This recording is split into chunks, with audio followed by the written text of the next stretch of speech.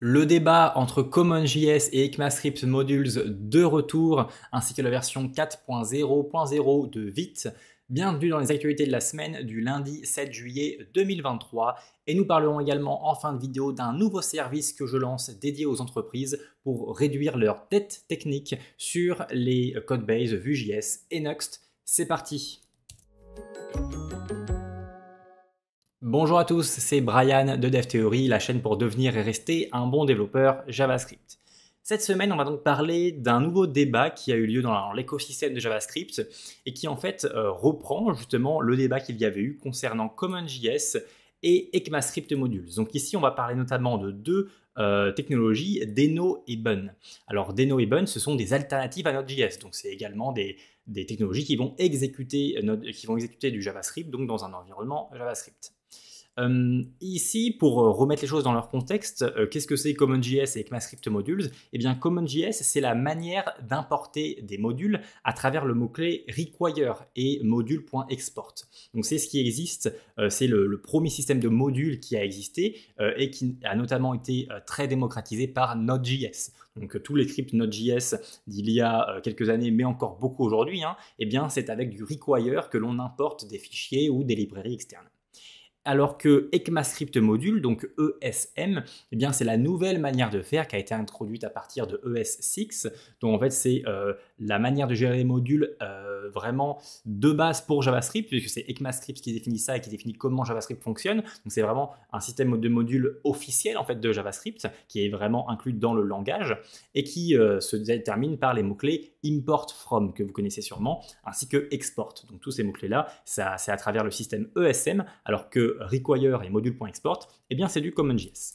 Voilà pour le contexte. Et donc, qu'est-ce qui se passe cette semaine? Qu'est-ce qui se passe? Eh bien, en fait, il se passe que le 30 juin, donc il y a une semaine et demie, eh bien, Deno a en fait créé un article qui s'appelle CommonJS, eh bien, donc CJS, fait mal au JavaScript, donc fait mal à l'écosystème de JavaScript. Alors, qu'est-ce qu'ils disent dans cet article-là? Ce qu'ils disent déjà, c'est qu'ils commencent à donner un petit historique, donc comme je vous ai fait par rapport à CommonJS, que c'est arrivé en 2009 parce que le JavaScript commençait à aller côté serveur. D'ailleurs, au départ, ça s'appelait Server.js, ce système-là. Et donc ensuite, ça a été démocratisé par Node.js, etc. Ensuite est venu donc ECMAScript Module ESM, donc à partir de ECMAScript 6 de JavaScript. Et donc Node.js a décidé d'adopter les deux, d'adopter à la fois CJS et ESM afin d'être à la fois moderne, mais également de garder le gros système de modules, tous les modules qu'il y avait sur NPM déjà existants. Et donc le souci avec ça, c'est que maintenant, si on veut faire un paquet, donc un module NPM, un paquet NPM qui est compatible à la fois sur les ESM et sur CJS, eh bien en fait on a des scripts d'exportation qui sont en fait qui sont, vous voyez, 8 lignes. On a 8 lignes pour en fait uniquement et avec quasiment 4 fichiers de configuration différents de Vite pour bien avoir un paquet qui est à la fois supporté par le système ESM et CJS. Et donc en fait pour que notre paquet soit disponible pour tous les développeurs, quelle que soit leur codebase, qu'elle soit sur ESM ou sur CommonJS. Donc ça, ils disent qu'effectivement c'est un problème parce que le fait de supporter ces deux-là, ça crée vraiment beaucoup de code en plus qui ne sert pas forcément à grand-chose. Et donc ils disent qu'il faudrait un moment voir dans le futur d'arrêter en fait CommonJS, de mettre une date de fin, de mettre un end of life à Node.js afin qu'il y ait seulement, CommonJS, afin qu'il y ait seulement donc ESM qui reste parce que c'est la manière moderne et c'est la manière la plus préféré en fait de développer avec pour les développeurs. Donc ça, c'est ce que disent Deno.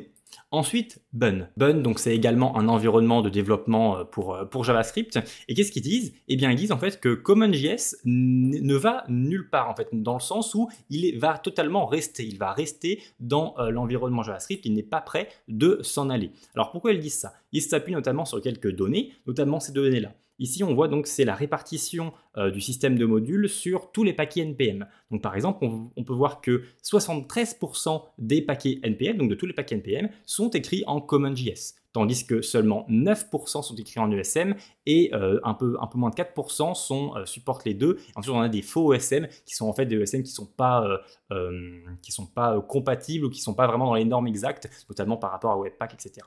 Donc en fait, vous voyez que 9%, 73%, il y a encore une dominance très large de CommonJS. Et donc ils disent que c'est un peu un non-sens de commencer à dire qu'il va falloir enlever CommonJS, etc. parce que c'est encore très très majoritaire. On est sur les 3/4 ici, on n'est plus sur les 3/4. Donc c'est vraiment extrêmement majoritaire, même si on voit que petit à petit ça descend. On voit que ça descend. En 2021 on était à 77%, en 2022 on est à 73%. Donc ça descend, mais c'est quand même très lent en fait. Donc il faut continuer à supporter CommonJS, c'est ce qu'ils disent. Et ils donnent également un autre argument. L'autre argument, c'est l'argument de la vitesse. Effectivement, CommonJS, les modules sous CommonJS, ce système de modules-là, est plus rapide quand on est sur des applications très larges. Alors, on a un exemple assez simple, c'est l'importation de BabelCore. BabelCore, c'est effectivement un paquet qui a énormément de sous-fichiers, etc. Donc, c'est vraiment beaucoup de choses à importer. Et donc, si on fait un simple require de BabelCore ou un simple import de BabelCore, donc on est bien sûr du CommonJS et ici sur de l'ESM, eh bien, en fait, on a une différence de 85 millisecondes en faveur de CommonJS au niveau de l'exécution.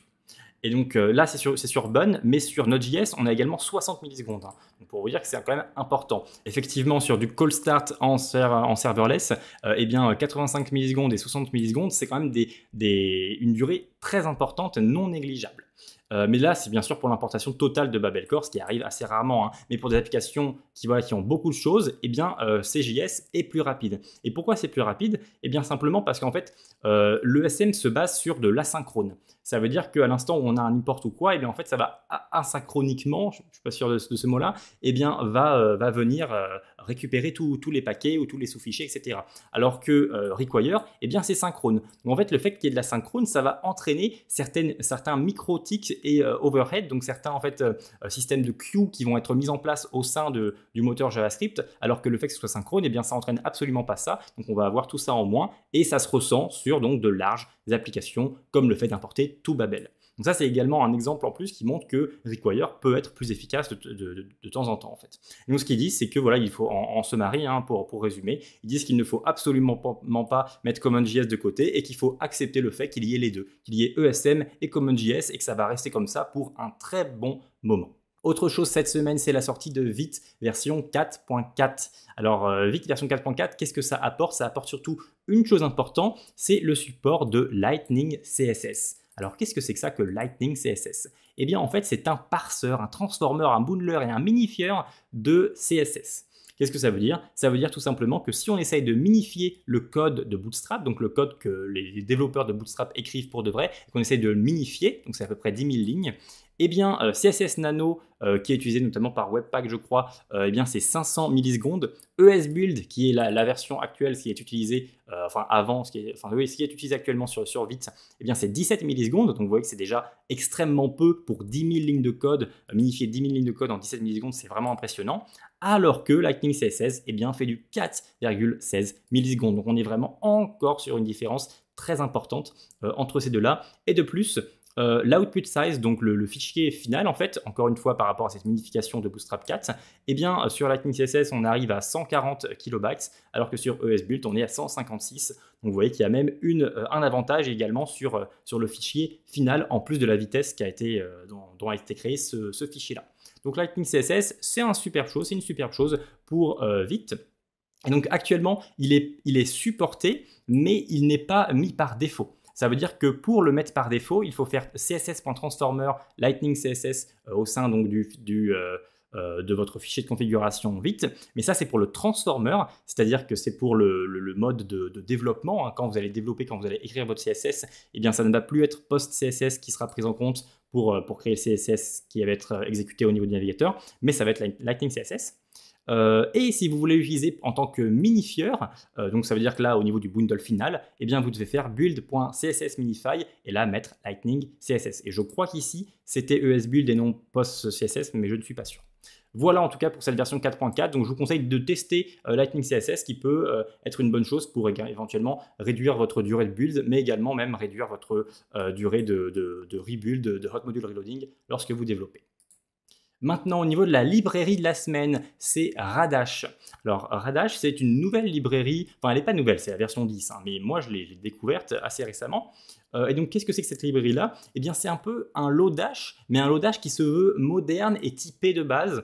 Donc par exemple, en fait, il va donner certaines fonctions qui sont assez intéressantes, comme try. Try, c'est une fonction qui est assez intéressante puisqu'elle permet en fait d'éviter d'avoir un try catch et d'englober une certaine méthode donc dans un try catch, ensuite d'envoyer des paramètres pour cette méthode-là. Et ensuite, ça va donc renvoyer un array de deux éléments, l'erreur et la réponse en fait. Donc si jamais il y a une erreur, alors eh bien, on peut show une nouvelle erreur en disant plus de détails, etc. Donc je trouve que c'est une bonne méthode, une bonne manière, parce que le try catch, c'est vrai que ça fait un peu d'intentation, etc. et que ça fait beaucoup de boilerplate pour pas forcément grand chose, alors qu'ici le try est assez efficace.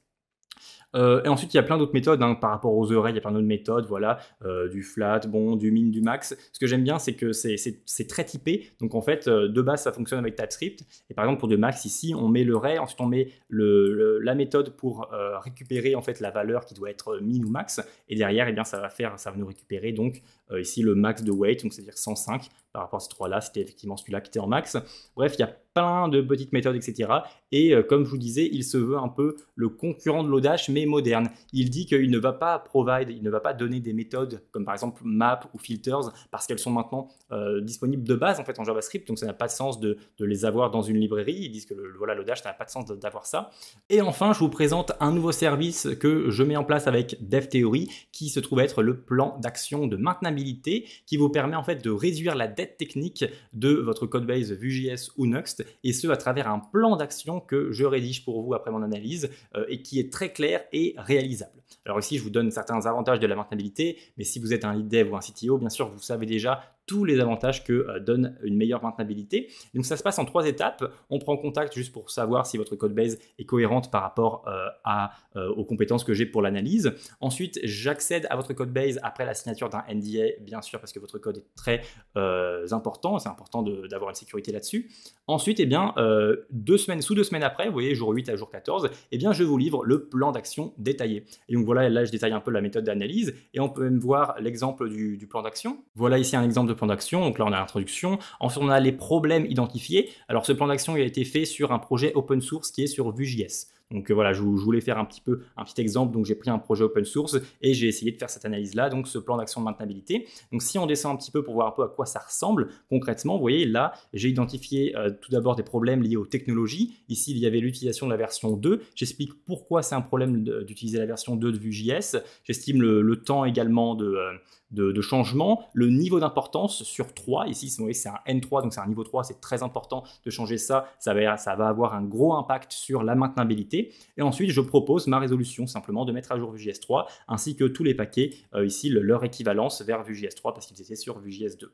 Et on va avoir ça donc pour pas mal de sous-catégories, liées au paquet NPM également, liées à la configuration de SLint. Il y avait 67 occurrences pour disable une rule noOneDev, donc j'explique comment en fait avoir une meilleure configuration pour ne pas avoir ces 67 occurrences-là, qui est vraiment pas ouf.